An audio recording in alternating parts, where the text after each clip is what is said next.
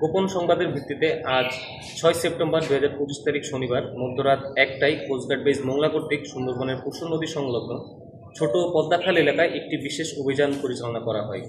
অভিযান চলাকালীন উক্ত এলাকায় কোস্টগার্ডের উপস্থিতি টের পেয়ে ডাকাতরা পালানোর চেষ্টা করে। পরবর্তীতে কোস্টগার্ডের আভিযানিক দল ধাওয়া করে একটি 1 বন্দুক, 4 রাউন্ড তাজা কার্তুজ এবং 4 রাউন্ড ফাঁকা কার্তুজ সহ সুন্দরবনের কুখ্যাত ডাকাত ছোট সুমন বাহিনীর 4 সহযোগীদের আটক করতে সক্ষম হয়। আটককৃত ডাকাত মোহাম্মদ বিল্লাল হোসেন, মোহাম্মদ রবিউল শেখ, মোহাম্মদ জিনাত হাওলাদার ও কালাম গাজী। আটককৃত ব্যক্তিরা খুলনা ও বাগেরহাট জেলার বাসিন্দা। তারা দীর্ঘদিন যাবৎ ছোট সুমন বাহিনীর সঙ্গে ডাকাতি এবং ডাকাত দলকে অস্ত্র, গোলাবারুদ ও রসদ সরবরাহের মাধ্যমে সহযোগিতা করে আসছিল।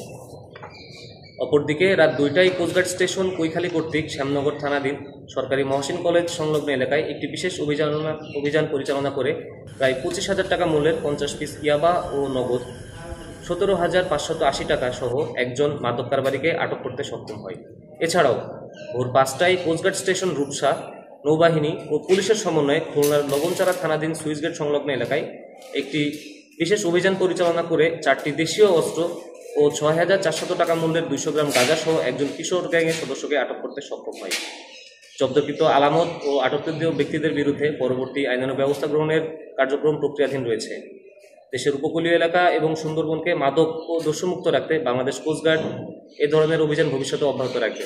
ধন্যবাদ।